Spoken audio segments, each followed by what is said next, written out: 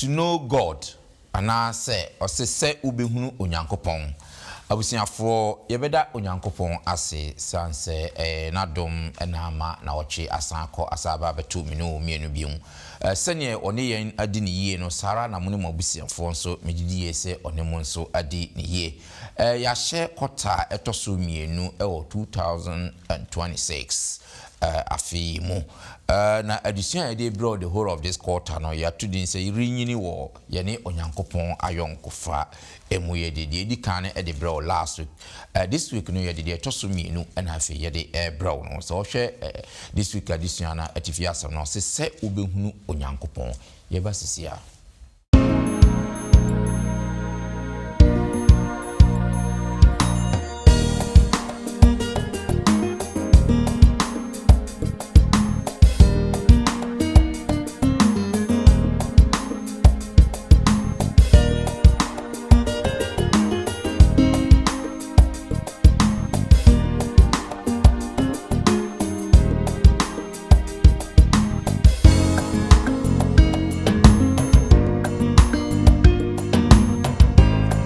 ayonkofa we eni musese ne nyankopon ayonkofa no emu ye den tumfo bi oso che bibia to ne bo ase nwini wonipa etebi mutimi di nipa doctor to nyamedo untimi fa nipa do en compare with nyamedo providence of holiness no se wo set libi apart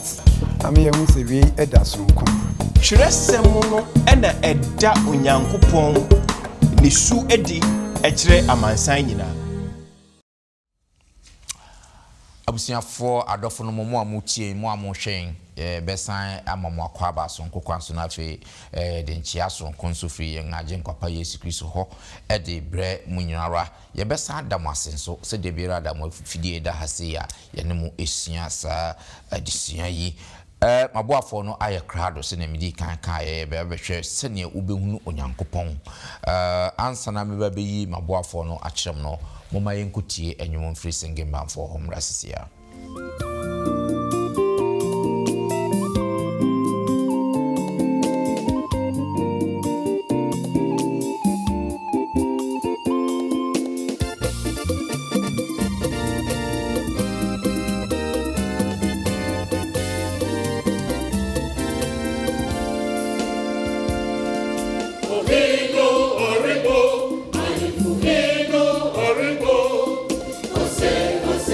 Say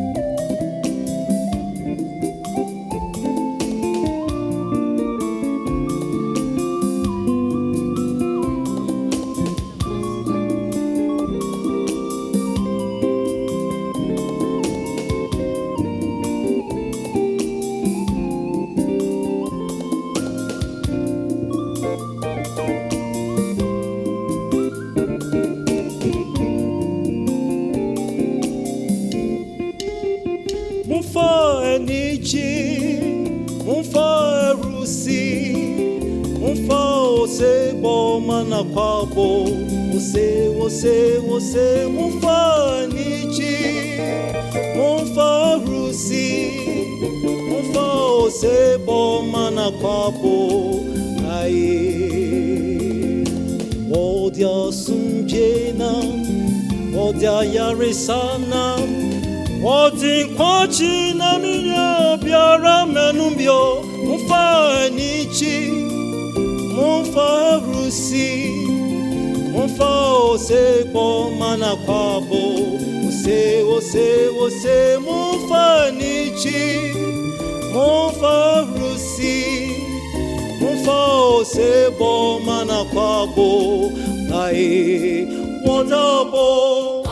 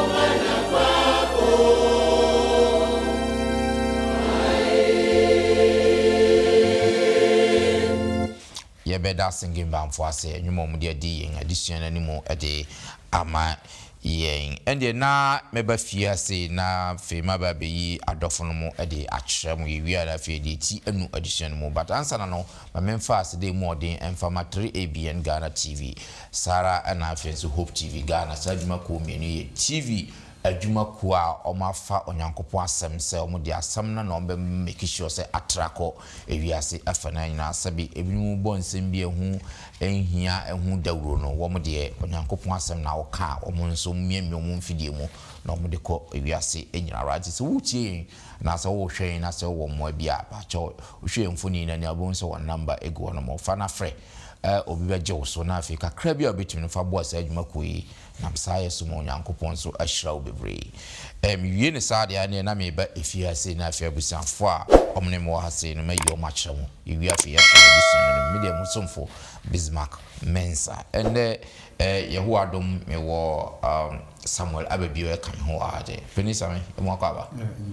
that's say and so watimi aba na me ko manimu a elder Daniel Boache ankadan ye mo akaba Professor Bismarck. That's said then so what we have seen for this year from the chief na fe me come my sister Grace Ababion so and sister Grace mo akaba. Yeah, that's said so aba. Na fe John Mensa Thompson and etwo no ano bini mo akaba. Ye nua Bismarck. Great madam nyina asese ye ton safra mu de odo abo odomu and then na ye be kata ye ni na mama asame abompae e de amai. From my mumpai, Namtum for my dawasi bio, what Maracan, my Konya say, no, and meeting it a who was him. Any Samona was some, was some doom ye. Yenny a tifun, a gususian was some, Yenfamo ba, Yenfamo ya bra, and that ye knew Munina Bumabishia heaven. Yenny and Pipe, any of this rewards. Amen. Amen. Great. The whole of this quarter sene edi kankai na ochi mienuni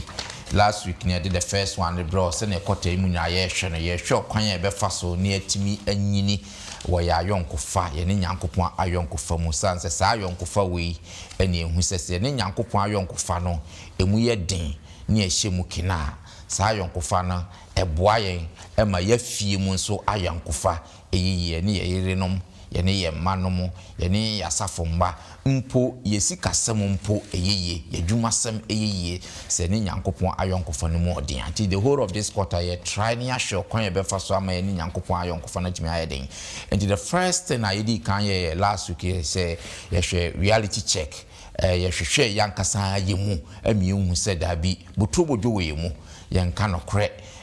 nyema bebre ewe mu anyankopon eyi aten na afi o che se ye nsachra na afi ye nya reward na se ye nya ade papa achedie se ne ye ka no nti se wo wantimi anhwe se adisua na this is the first time so na uti wo YouTube abetimi subscribe to your channel no uwia na afi wamia adoma no so na che se yes adisua ya won so won sabe ka bi afi so school na akoda ho so abehu ne ya manatwam no na afi won so atie na afi watimi ene yen nyina asua aduma adisua no eye this week no ye hwe to know God afi de ye behwe nyankopon na ye pese ye ne nante no na ye pese otena yemu no ye behwe ono ankasa ne suban sanse se ye be ne nyankopon betimi anante no ye nim ne suban na ye foundation na say ye fapem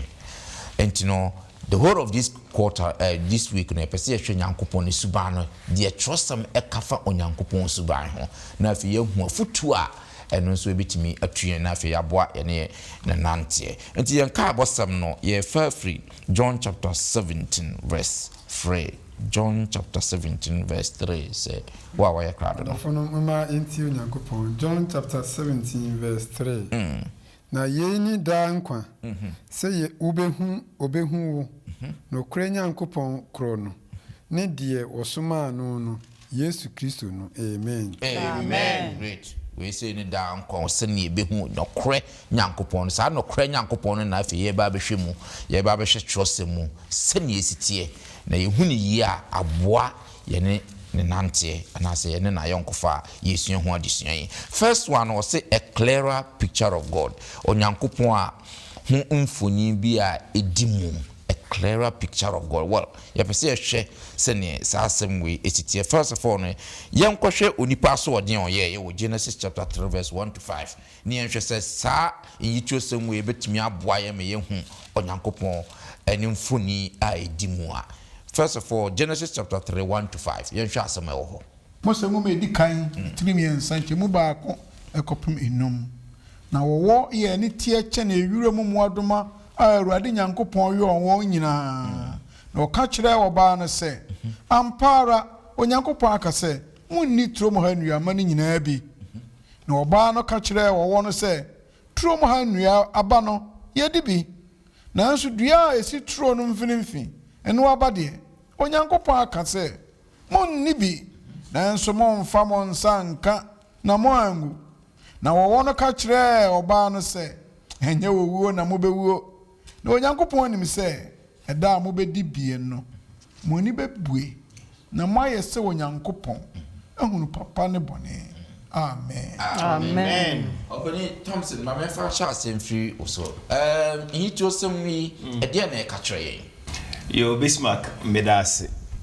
echia ahwefo ne etiefo nyina ene abedwefo aye no meni wo mu eye Bible mu pensem mu da Kristo ase enenso ewania waye amaye ene nensemu a de biarada ode maye se na betinetine yen na fe aboa yen ewo nyamesom akwantuom ye hwe akenkan semu a ye kenkan ya obonsam na nitrimo popa ne se niedikan obema nipa epenti anaso no be penti onyankopon in such a way say broni beka say obem misrepresent onyankopon ne character sene beya yenhu nyankopon yie sene ositie ankasa na oyesa wi a na we incite nipa against the laws of God inti sebe se nyame na yenhu ni yade na o se yedi na asem so anase ye sitie ema no na watu aso ayama atonipa bebre asum okọ Eve wono ne nsema okakyere Eve no ebi ne se onyankopon de enwoma bi esiesie o afi so onyankopon kra no wontumi emfa wo ho ento ne so na se ifa wo yemfa ne se okunu na yerete na se ni baako de nneoma siesie baako a ebe na the other one no age ne partner no edi ana se wage natum nti yen such a way say onyankopon kra wontumi entrust no na de ahwease ebaye obonsam ogusu ana se Lucifer call tromo sa na okoye na ono aso ne obonsam ogusu a odada nipa and he doesn't care about adwen a wo efa nyankopon until you can be an atheist, you can be whatever you want to be, provided they say what's some misconception about God, you know, he doesn't care. That's right. Now when kyerɛsɛm no ɛda onyankopɔn edi akyerɛ wɔn mo a ɛgye nyame die ɛne wɔn mo ɛngye nyame ɛndie nyinaa nti nipa baako a metatie nipa mepɛ na sɛm Dr. Krantin Pipim ɔwɔ asɛm bi a ɔtae ɛka ɔse the Bible is the inspired word of God. Yes. It is the only book, and in this sense that reveals the character of God. Yeah. Now I can also say, let us study the Bible, for it is in it that we can have rest for our soul. That's right. Actually say, kyerɛsɛm no ɛna ɛda onyankopɔn ne su edi ɛkyerɛ amansan nyinaa. From Genesis to Revelation, wo kan a ɛma wo hu sɛnea onyankopɔn esitie ankasa. Nti kyerɛsɛm no ɛma ye hu sɛ onyankopɔn ɛyɛ omnipotent. Onyankopɔn ɛyɛ omniscient. That's right. Onyankopɔn ɛyɛ merciful. Onyankopɔn ɛyɛ gracious. Ɛsɛ nyame ɛyɛ humɔborɔ. Adom ahyɛ no ma. Kyerɛsɛm ɛma ye hu sɛ onyame ɛyɛ pɛpɛ yɛ nyankopɔn he justice. That's right. Enti sɛ woyɛ mfomso a na woyɛ bɔne a ɔbɛtwe waso. Sɛ woyɛ papa so a ɔbɛbɔ waba so. Kyerɛsɛm no ɛma ye hu sɛ onyankopɔn ɛwɔ tumi ɛwɔ wuo so. Saa nneɛma wei nyinaa ɛda onyankopɔn adi ɛkyerɛ adasa ɛma ye hu sɛnea onyankopɔn esitie. Na Bible no ɛka bebree ɛka ho a megidi sɛ abadwafo bɛkyerɛkyerɛ ma ye hu sɛnea onyankopɔn esitie. Na nyame ɛyɛ wei nyinaa no ɔsɛ mpendodo a ye bɛn onyankopɔn no na ye hu sɛ ampa ɛwɔ sɛ yɛde yɛn ho ɛto ne so. Ampa ɛwɔ sɛ yɛ dɔ no, ampa ɛwɔ sɛ yɛ twere no, sɛ ne bɛkyerɛkyerɛ yɛn kwan ɛwɔ bibia yɛn namu bia. Onyame yɛ ɔdɔ. Onyame ɛyɛ mɔbrohufoɔ. Saa nyame wei ɛna meka mfa mo ebia na wonye obi a wosom nyame na wo saa misconception about God a. Nyampe sɛ meka kyerɛ ne sɛ nyame ɛyɛ humɔbro nyame. It doesn't matter nea wo krem a ayɛ bɔne enu nti wo hu sɛ wo de wo nsɛ na wo mfata. Nyame tumi ede bɔne kyɛ. Sɛ ɔmane dɔba no bɛwu gyen yɛn sɛ ne ɛbɛyɛ ne mogya no bɛyɛ agyedeɛ ama yɛ de a saa nyame na meka mfa ma wo sɛ bra ne nkyɛn wayɛ krado sɛ ɔbɛgyew na ɔgyew a ɔbɛhoro ho bɔne ne keka nyinaa na wo nso wasɛ na wafata bi. Kristo enhyira yɛn. Amen. Amen. Me da se openi Thompson na sɛ sɛ mehwɛ deɛ wo kan ne deɛ bonsam no botaeɛ no ɛwɔ ha sɛ na sɛ bonsam no botaeɛ sɛ obi penti nyankopɔn black. That's it. And I think say statement or yet chiro mono so na apemi etia bepem ne sɛ nyankopɔn boa. Sɛ asɛm no ɔka kyerɛ sɛ nyankopɔn boa na di mu a bepem ne nti so you have people who say oh you say ɔboa. Nyankopɔn enye no crazy enye no crazy enye no crazy na bepie mu a ko YouTube a enye no crazy obi kan kyerɛ sɛ ha enye no crazy. Nti saa enye no crazy na Satan ka kyerɛ nya ka kyerɛ ɔmo no abuo mu a abepem ne. Nti wan hwe ya ne clear picture no wonya thank God say nyankopɔn de sa adusua we amayen say adusua we mbra na wie na fe ye hu nyame na ye som no no ene se ne bonsam pese obechia ne ntiase no na ya nyam ntiase pa ye medase ye nto aso na ye nko yenim ose ne character ba ko no God is holy onyankopɔn ye kronkron. Now me pese e be kan kenkansem bi ansa na mama same abamu.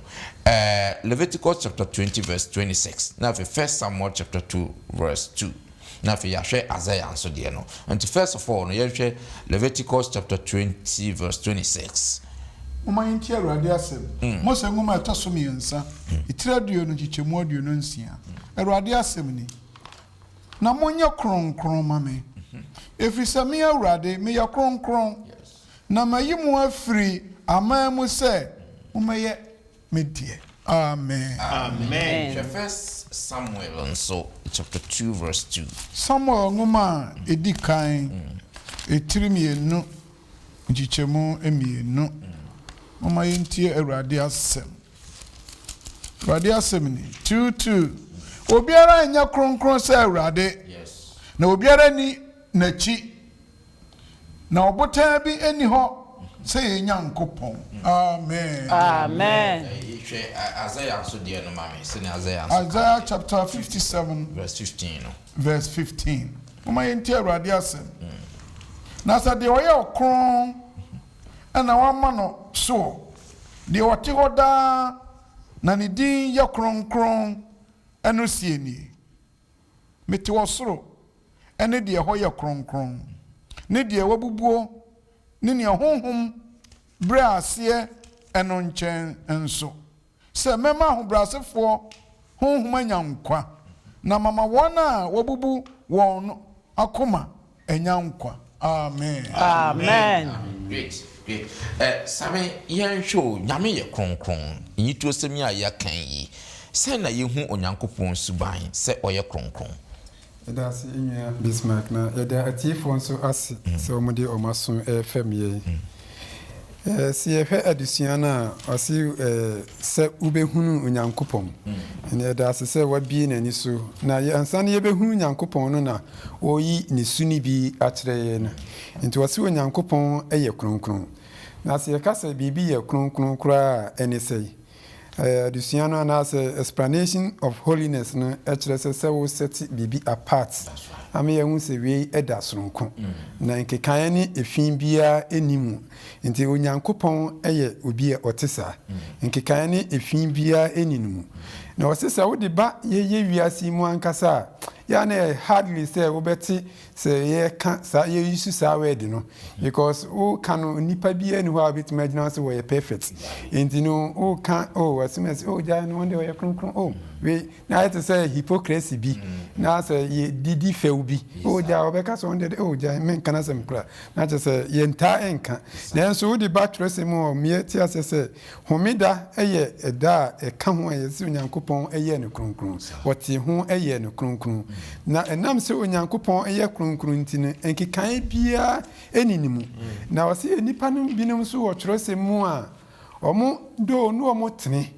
no omo ye sedi omo so onyankopon ani sedi onyankopon pe na enso nam se obiara ntimi hu onyankopon no ontena asene ntino sa ankrofo bi te say Moses oni onyankopon ekohia ekra no wantimi anhwe nanim face to face Isaiah nso sa ono so ni nyame hia Ezekiel ene Daniel ene John ni wo mo keka ho nyina no na enso bibiara ni ho a otimi di nani eto onyankopon face to face ebi se onyankopon han ni nya eto mo sese ya untimi entenase nti we kire se onyankopon kronkron ye no emu odupa na o hwehwe se menu mienu nso yebetimi anya sa kronkron ye ni bi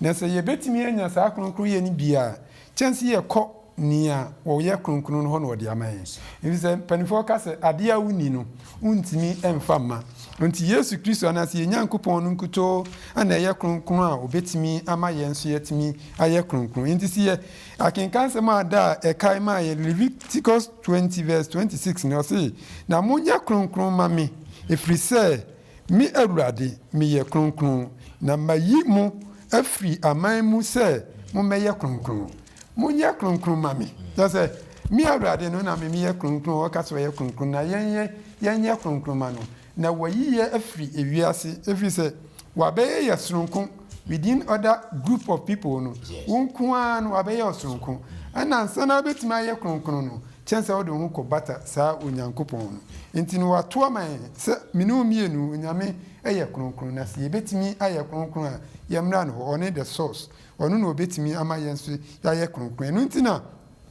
First Samuel ana eka sɛ First Samuel 2 verse 2 ne ka sɛ obiara nyɛ kronkron sɛ Awurade ebi sɛ ɔno nkuto na obiara ni wachi na ɔbotan bi ni ho sɛ yɛ Nyankopɔn just obiara ni wa betimi de ho atwere no a obetimi ayɛ kronkron sen sɛ ɔde ho ɛkɔ akɔtwere Onyankopɔn nti me nuanom ne adɔfo no Onyankopɔn yɛ kronkron from the beginning to the end nti ɔno nkuto no obetimi ama menu mienu nso yɛayɛ kronkron ɛwɔ n'anim nti Isaiah kan wɔ se mete soro ne deɛ ɛhɔ yɛ kronkron ne deɛ wabubuo ne deɛ ne kronkron brɛ ase na nkyɛn so wɔ se mɛma ahobrɛasefoɔ honhom ayɛ nkwa na mama wɔn a wabubuo wɔn akoma nso anya nkwa nti adɔfo no Onyankopɔn hwɛ sɛ menu mienu no yɛbɛnya ahobrɛaseɛ yɛbɛnya akoma abubuo ne yɛde bɛbɛ n'anim na saa Onyankopɔn kronkron yɛ a ɛyɛ ne su ne bi no watumi de akata menu mienu so ayɛ nso yɛtumi ayɛ kronkron asɔ n'ani nti no adɔfo no kakra me ka ne sɛ yani yɛ ka ne sɛ it's so hard to be holy but Onyankopɔn sɛ si yɛbɛtumi achieve holiness na ɛwɔ sɛ yɛsua sɛ yɛbɛte yɛ ho afiri nneɛma biara a ɛntene ɛho nneɛma bi a yɛbɛtumi de akɔ musuom na afei n'adom na ɔwɔ na ɔde bɛdom yɛn no mienu yɛn nsa atumi aka bi na afei ɛba spiritual nso a yɛtumi transform yɛ ho a Onyankopɔn no na ɛbɛyɛ saa dwumadie no ama yɛn na nea ɔhwehwɛ ne sɛ obɛtumi ayɛ ama yɛn a yɛnyɛ obedience to his word yɛsɛ yɛtie n'asɛm ne yɛde yɛ adwumadeɛ a ɛne adɔfo no me behavior ɛbɛsesa wɔn a na mintimi na wɔn no metimi adɔ wɔn mu mmerɛ a na mintimi ani so no nyame bɛma ma hoɔden ama matimi adi so na ahyɛnse ne nneɛma bi a meyɛ a na ɛnsɛ mfata no Onyankopɔn adom ne kronkron nti na ɔbɛte me ho afiri saa nneɛma no nyinaa na matimi asɔ n'ani nyame ma yɛ saa hoɔden wɔ n'adom nti amen medase fenisa me wayɛ adeɛ paa sɛ wabie yɛadwene mu ɛfa Onyankopɔn ne kronkron yɛ ɛnomo yanto aso na hwɛ the other suban so a ɛwɔ hɔ character was say yɛhwɛ sɛ God is love Onyankopɔn yɛ ɔdɔ ɛno nso mɛpɛ sɛ yɛbɛkenka akenka nsɛm bi ansa na mama sister Grace abɛmu wɔ ha se yɛnhwɛ 1 John chapter 4 verse 7 no yɛnkan ɛnkɔpem 11 ne yɛhuri akan 18 and 19 the 1 John chapter 4 verse 7 to 11 yewia yahuri akan 18 and 19 no Uma enti Awurade asem Yohane ngoma edi kan na sɛ Yohane nketenkete no saa ne ka no etiri enan twemo nson ekɔpem du baako adɔfo uma ne dɔ yɛ hu na wɔdɔ firi Onyankopɔn na obiara a wɔdɔ no Onyankopɔn na awo no na wonim Onyame deɛ ɔnɔ no enhu no Onyankopɔn na Onyankopɔn ene dɔ yemu no Onyankopɔn dɔ no yi ne ho adi ɛwɔ yɛn ho sɛ Onyankopɔn soma ne ba ɔwo no kro no aba wiase sɛ yɛmfa ne so enyankwa yemu ɛna wɔdɔ no wɔ ɛnyɛ sɛ yɛn na yɛdɔ Onyankopɔn na mmom ɔno na ɔdɔ yɛn na ɔsoma ne ba sɛ ɔmɛyɛ yɛn bɔne ho empata edu baako no adɔfo so Onyankopɔn dɔ yɛn see a ɛne ɛsɛ sɛ yɛn so yɛdodɔ yɛn ho yɛn amen ne huruma kodu ngɔtwe no 18 tie ensɛm no mu ɔdɛ ehu ni hɔ ehu ni ɔdɔ mu na emom ɔdɔ a edi mu no ɛpam ehu efiri sɛ ehu ni asotwe ɛna ɛnam na deɛ osuro no enwie pɛyɛ wɔ ɔdɔ mu yɛdɔ efiri sɛ ɔno na ɔdɔ yɛn kane amen the next one I remember what kind for do we hun so your 1 Corinthians chapter 13 4 to 8 no so or list or do assembly e honum 1 Corinthians chapter 13 4 to 8 uma enti Awurade asem ɔdɔ wa abodwokyerɛ ne yam yɛ ɔdɔ nya ho ya ɔdɔ nya ho kyerɛ emema ne ho so enye ne ho ne emfata enhwehwɛ de yɛ ɔno ara nko de ne bon ha no emfa bɔne nhyɛ ne yam na ne nyinia entene ho na ne nokure enegye eti ade nyina agye ade nyina di enya ade nyina mu onidaso eto no bo ase ade nyina mu odoto ntwada amen amen that's your fedi akani hwehwehwem edi amaye yen trust na yen trust the shit sister Grace or say God is love ya kenkan ovini ad kind come for the amaye or do ho asem be free na hu mfuni ti say yo bra bless my come that's me bra you me that's so say onyame afa oso amana ye hu onyankopon ne kronkron ye that's right me say kasa wodo a onyame do de emu ni hwehwe bia that's right onyame do so ankasa onyame do o say God is love onyame ye odo ankasa onyame say ye perfect efini kekaye bia ni nyame ho wo se ne do so de makwa onyi kapre odi nyina ache ye kwa onyame wo se ni suban ankasa ye odo na brabo ye odo di bibia ye odo to onyame do de o say say deep emu wapa emu ni hwehwe bia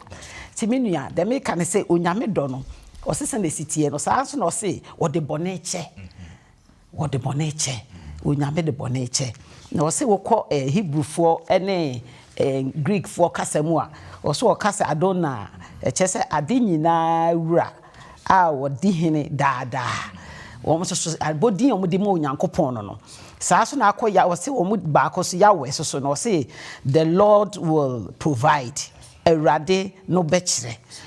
onyame wodin ahodo a ye de me ma no se minua wutie me menim se wo ye kase kanyame din nyame kronkron ye nyame kase ne nyame do a wo betimi aka bibire kwa se onyame ye odo menua onyame do nti wo se nipa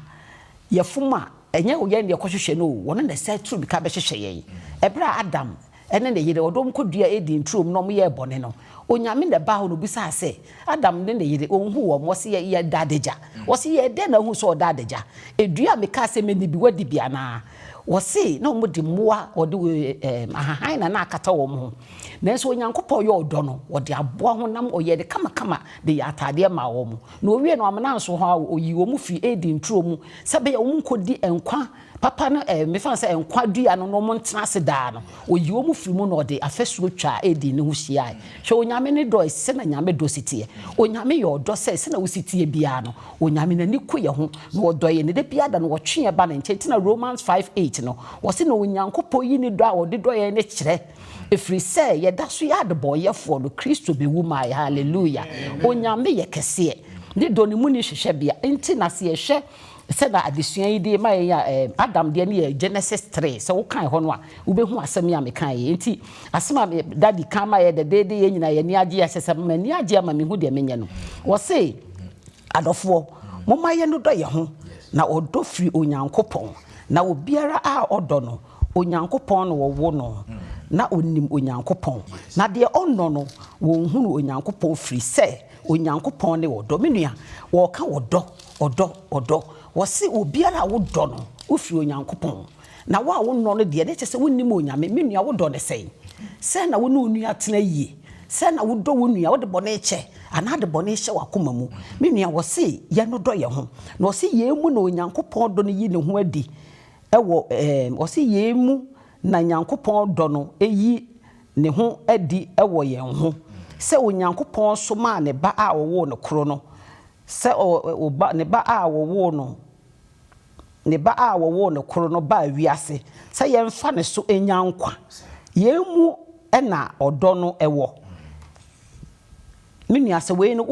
asase mu ko se osoma ne ba no ntina so ko John 3:16 na o se na onyankopɔ do wiase se na ode ne ba wo ne kro no mai na obi obegi na di no so wonyera na obenya da nkwa onyame ye bone ne ye no ye ho hyehye to ho mai se be ya ye bone na ye hu wo ye bone mu ye benya nkwa nti onyame ye odo onyame so onyame kron onyame se na ne do sitie no menua wutie me menua wo hwe me wo anim so onyame do mu ni hyehye bia enti na onyame se ode ne baba akopɛ emaye menua o ma eyedu ndese kasa fa ba akokra ba afode a menyi ni so ode ne baba afode ne so onyame wanye wo hu ye mobo ehu sa aboa mu gya no ebia mebe ye bone a mentimi nkoto aboa mfa enkuni de bia enti o ma ne baba akopɛ no ogya na henie wo ho ogya bibia no wo ho be wu sebe ya me no mienu ye benya nkwantira tibi nua we me hu so onyame dɔ kɛse no enti bi mu tibi di nipa dɔ toto onyame dɔ wontimi fa nipa dɔ en compare onyame dɔ ti so onyame dɔ mu wo dusi ni nipa de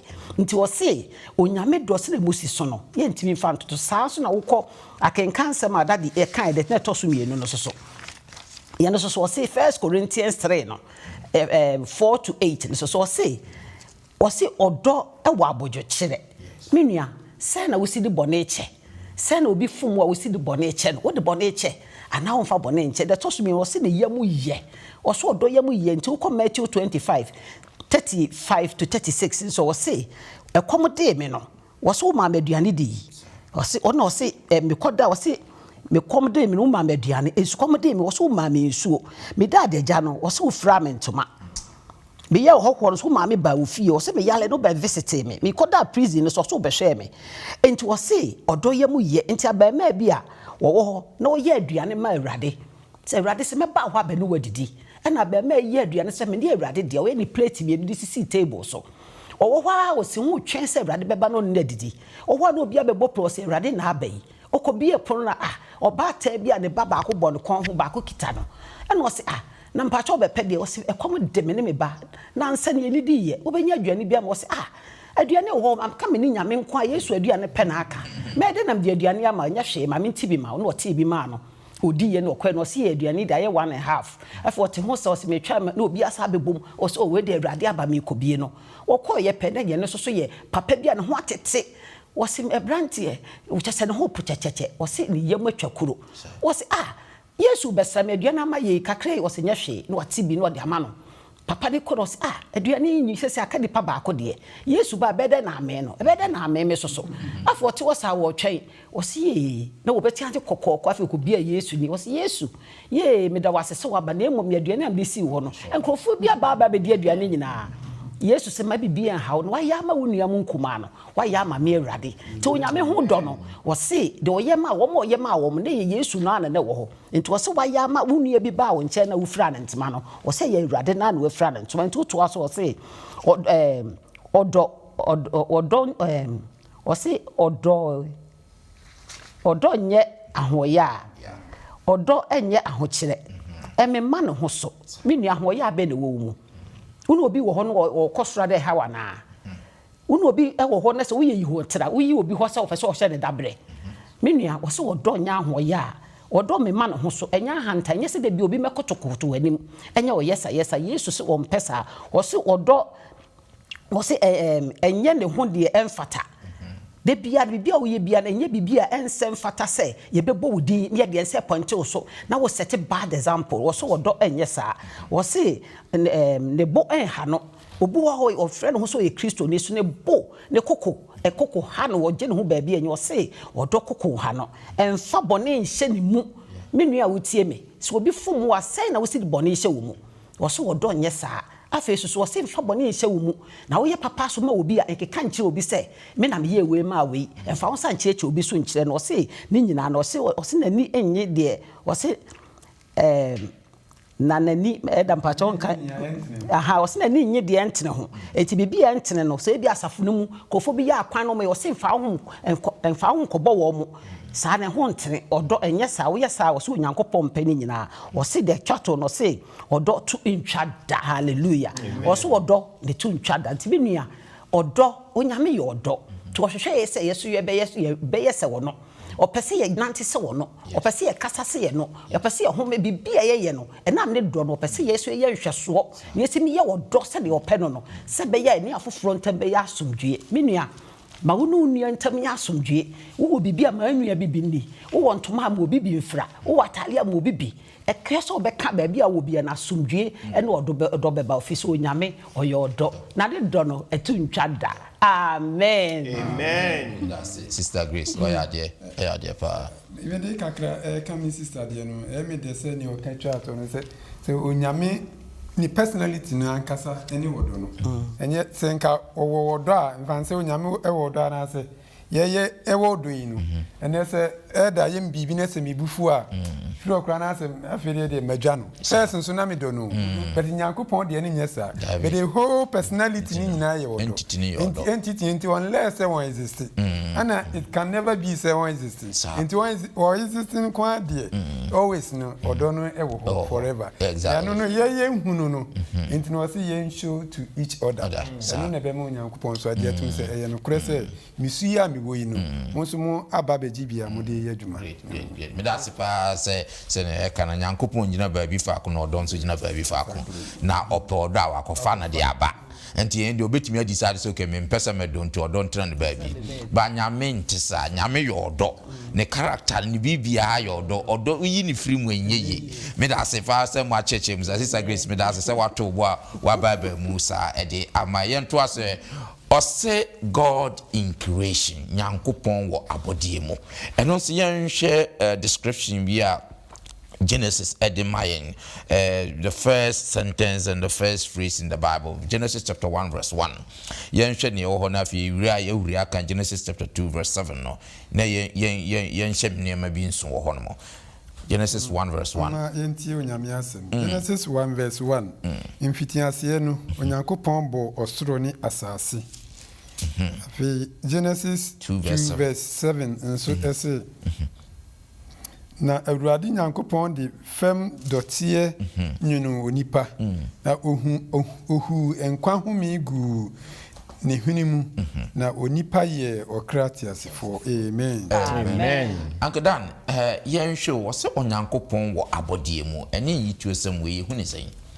ohena me de wase bebre ne mpanimfo adi kan fam ye hu no onyame ni sunu bia that's right na ne nyina mu no mo hwe mo de mo kan nyina obonsam pese sa nyame sunu oyi firi ho nti mu nyina hu so obonsam attack opanni kan mama nso aka na ade pa obonsam mpe na nko oyi fu ho be yi ne sa testimony a wakenkane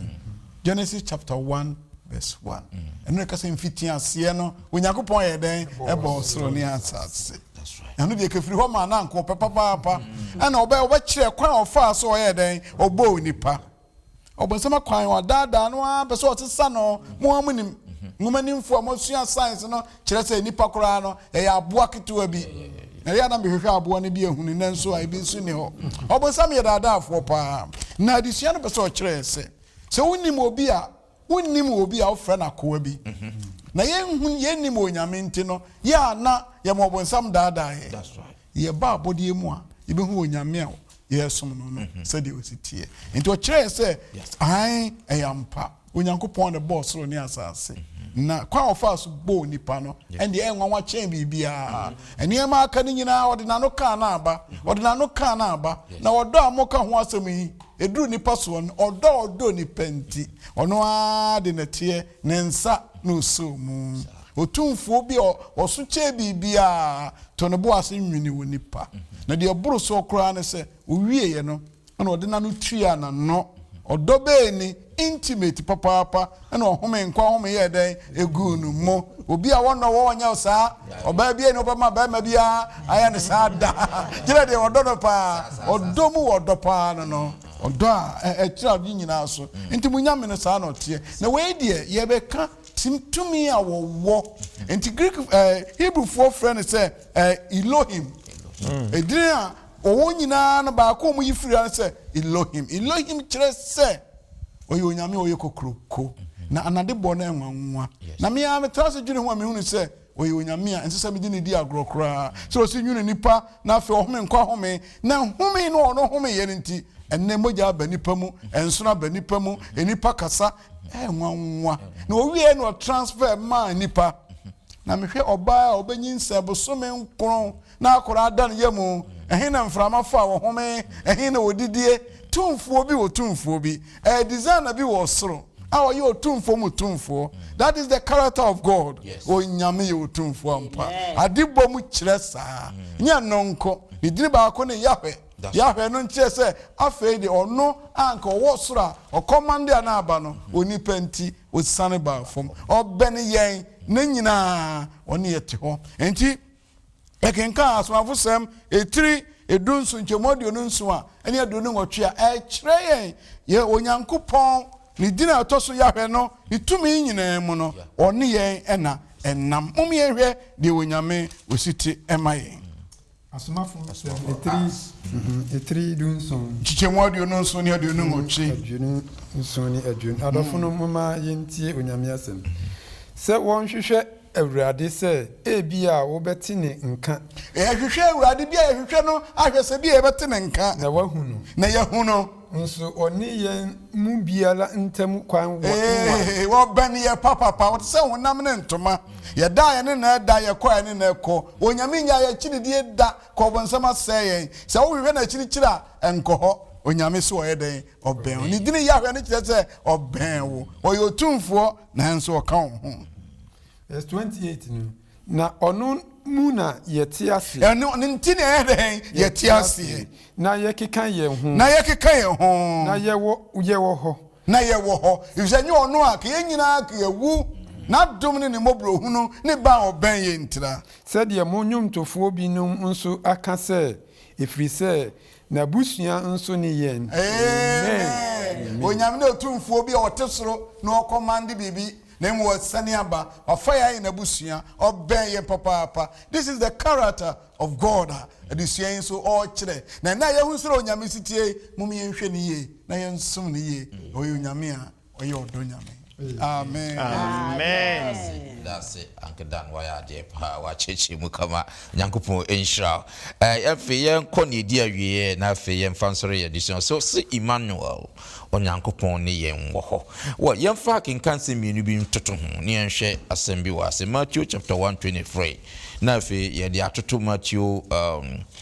28 verse 20 Matthew 21 Matthew 1 verse 23 hwɛ ababaawa no benyinsɛn na wawo ɔbabani na wato ne din Emmanuel a asekyerɛ ne sɛ onyankopɔn ne yɛn ɛwɔ hɔ amen afifa toto Matthew 28 verse 20 Matthew 28 verse 20 na monkyerɛkyerɛ wɔn sɛ wɔnni deɛ mahyɛ mu nyinaa so na hwɛ mene mo wɔ hɔ na nyinaa de kɔsi wiase awie amen yo Thompson yɛnhwɛ yɛsɔre yɛ disua so si Emmanuel onyankopɔn ne yɛn wɔ hɔ ne eyi tu asɛm yɛ a yɛkenkan ɛho nso nsɛm te sɛ Bismarck with us wohwɛ sɛnea adesua no ɛba indeed ɛboa ma yɛhu sɛnea onyankopɔn esitie onyankopɔn ne dɔ onyankopɔn ne kronkron yɛ onyame a yɛhu no ɛwɔ abɔdeɛ mu afei deɛ aba sɛ onyankopɔn ɛne yɛn ɛwɔ hɔ na saa asɛm wei a yɛka yɛ ɛwɔ Matthew no na ne abɔseɛ anaasɛ n'ahyɛseɛ paa ɛwɔ Isaiah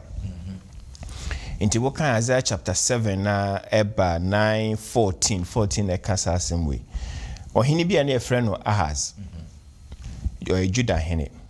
ɛna ɛbaa sɛ Samariafoɔ aka ɔmo ho abom Syriafoɔ aka ɔmo ho abom so ɔmo ne Judahfoɔ ɛkɔ akɔko na ɔno na ɔte David akonnwa so nti ɔhene ne hu sɛ nkurɔfoɔ wei bɛto hyɛ yɛn so na sɛ wɔn eku asefoɔ nyinaa David akonnwa na bɛda mpan nti ɔde su ne suro ɛna Nyame soma Isaiah sɛ ɔnkɔbɔ no ɔnkɔka asɛm nkyerɛ no na saa asɛm na Nyame di kan aka ɛwɔ 2 Chronicles chapter 20 verse 20 ne sɛ ɔsɛ believe in God and you will be established. That's right. Believe in his prophet and you are going to prosper. Into the same asɛm na Isaiah at the command sɛ Nyankopɔn sɛ gyeme Nyame di na wase bɛden ebetim. Na afei Nyame ɛde ɔtoma ne ma ne sɛ I'm going to show you a sign. Bibi e kyerɛ sɛ ampa ntɔkwa na wɔn asɔn na wɔn de ba wo so no wobɛdi mu nkonim. Ɔsɛ da bi menye. Ɛna Nyame sɛ waka saa de a then you are not going to be established. Na mmom me Nyame ma wo hu sɛ ɛyɛ me Nyame na mai den makasa. Enti ɔsan so soma Isaiah ɛma ɔkɔbɔ ne saa kokoyi mɛsɛ sɛ ɛbɛkan Isaiah chapter 7 verse 14. Acho wa obebia obetumi akan amai. Isaiah chapter 7 verse 14. Pachawai. Inti Awurade no ara bɛma mo nsɛnkyerɛnne. Hwɛ ababa bi benyin sen awo ɔbabani na wato ne din Emmanuel. Amen. Amen. Njo se esane se ohene no one man nsɛnkyerɛnne nto Nyankopɔn nankasa bɛma ne nsɛnkyerɛnne na nsɛnkyerɛnne so ma ababa wa ɔyɛ virgin wawo na yɛbɛto ne din Emmanuel. A ekyerɛ sɛ Onyankopɔn ohia nipa sɛ nipa bɛboa ɛwɔ saa sign nim. That's right. Nti virgin ne deɛ sɛbio yɛ nyina nim kwan a nipa ɛfa so ba. Ba nipa ne bɛba na nipa eni inside den ɛwɔ ɛno ɛne Onyankopɔn sign na ɔde to hɔ. Na saa Emmanuel no ɛyɛ Yesu Kristo a na ɔba. Saa asɛm na ɔka kyerɛ Ahaz na say Ahaz no ema no echeche ne re ema ne hu say David akonya en tompan de biarada Ahaz de no yen so saa sɛm no mfaso ben ene wo maye Onyankopɔn se mema Yesu Kristo aba na one mo aba betina se onipa se ehwe twere sɛm no nyinaa. It's all about Yesu. Yes. From Genesis to Revelation. We should show me do so many na esi Yesu Christo. So no the new masem ene baye. Na Yesu eba asase so say wan ba so be reflecting Nyankopɔn keke. Ne mo ba so be dan Nyankopɔn wedi. Enti ehwe John chapter 14 verse 9 na mamen kind bro for say here Jesus says he who has seen me has seen the Father. That's right. Obia wo hu mi bia no wo hu agya o se yetumi hu akoda bi yenim ne papa o ba sa wo hwe akoda no ekwan ofaso nante ekwan ofaso didie ekwan oda bia no onama no wa chia de ti kakra hu no se akoda we de asumesi banie obehwe na asumesi be san se o papa ni bibia ewo Yesu Sara na ewa akwada no Sara na Onyankopɔn so de no ene Yesu koye nya Yesu beye ne actions ahodo ye ni su ne humobro na hobrase ni nyina no painti picture ewo Onyankopɔn ne character ema ye hu se oye Onyankopɔn ti Yesu ba beda Onyankopɔn edi na sa asɛmui ebia obi enje Onyankopɔn endi. Yes. Nti obeda akyerɛkyerɛ mu akyerɛ saa nipa no bibie ni ho obetumi aka nipa ne beti ase ba Yesu oye Onyankopɔn ne seso wa obet oni nipa betena wa asase so no wodi Yesu akyerɛkyerɛ mu akyerɛ nipa na obetumi ate wa asese ampa Onyankopɔn ba na oba asase so na Onyankopɔn fa nipa nan bi so de kyerɛkyerɛ ye. Nti se hwɛ gospels na Nedi kan eye Matthew na oyobi oye Juni nti wo hwe ne nsɛm ɔtwere wo hwe ne critically a ɔtwere ema Jewfo na Matthew da Yesu Kristo edi akyere Jewfo ne sɛ agenkwa na ye hye ne ho bɔ ne ho nkom ɛwɔ Isaiah no saa agenkwa na waba oba be fulfill sa prophecy na Isaiah ɛkae no ye hwe Mark, mekai say book bia yesua sometime ago na the book of Mark. Ekyere Yesu Kristo ni dwumedi a obedi ewo asase so. Na ni dwumedi ni nyina was a life of sacrifice. Ene dwene na odwen nipa ho abadaye ne humobro na owoma nipa. Afei so ye hwa Luke. So ekyere bibi efa Yesu ho. Yen kan Luke chapter 1 verse 3 and 4. Tiefilo pa mahwehwɛ ni nyinaa mu pepepe firi mfitiaseɛ no metwerɛ no maako me brɛwo na wahunu sɛ nsɛm a wakyerɛkyerɛ wo no yɛ nokorɛ. Amen. Luke so hwɛ Yesu na monto ni bibia no to ne bo ase twere koma Theophilus o na damfo se ne be Theophilus be hu se ensem na all kan nyina no eye no crazy and so de nani ehu Yesu no na brabo yen hwe John so twere efa the incarnate onyame a obedane nipa ene nipa ebetenaye enti okire se wogi media anasa wogi media obeden obenya nkwa sankrofo nyina twireye in their own experience with God. John the ebeka se no Yesu esueni enti ono hu Yesu yesenya Yesu city ono ne bonkomo ye bibia nti ne experience eno ye den otwire nti ampa se Kristo ene nipa eba betenaye na ne dwumedie ni nyina pointe kire Nyankopɔn a one nipa ebetenaye na kire yen so se Yesu ene aba betena me hu nyame dia ende ya kwentuo ya yetui osura kwentuo ya yetui na nyame akabia no ebebem yenya ahotoso ewo Nyankopɔn asemu yemfa ye ho entoso yie na enya dia ebedi ehwambo eno bem ye kanea a guide yen se ne ebeya ye nam ya ye behwe ase nanso Kristo ebepagya yen ye behwe ase obepagya yen obe krakra se ne ebeya yen so ye betumi aso afata bi na yaso nani onyame asemu a ode maye ne se Emmanuel, God is with us. Yenya jide na reshim ewonimu. Amen. Amen. Great. Madam wase yemre nti ye adisia na ebesi ahase moya de pa se mama mo kwa na ho konkron di mu adi dwuma sunu se abusiafo a mo hwe yen so mo nso ye beda mo ase se mo anyi mafidie no amfamfiri ane ne mo ayesa adisia to so mienu na ye de abro ya hwe onyankopon no su se ne esitie next week ye de ne to so miensa no so beto am so onyankopon hira mo babia mo biara ye be kate ene na afi mama sister Grace asa hira so amaye pato mo mpae ye da wase ade nyina so tumfo ensema pese wo ma etie na wo de abai yesro ye de akoma ene adwen bi e hye wo nsa yesro boaye ni entimi ntiase entimi fanya adwuma ne fa mmobra ebra wiase ko na wieye yenyi wodo ade nche yenuanom ye ne afofro ntena somdwe mu yenye kane aketo aye hyerɛn na afofro fa yeso ahu wo Kristo ye da wase so anam wakoa so ade dwumadi aba hyerɛ obi biara wo tena adwayi mu eyiyi nsema no na ye obi akoma so ade ma na hyerɛ yetiefo ene ahwefo so kopem se na wotwe se ne ye besa ahia wo Yesu Kristo de mu nti amen Amen.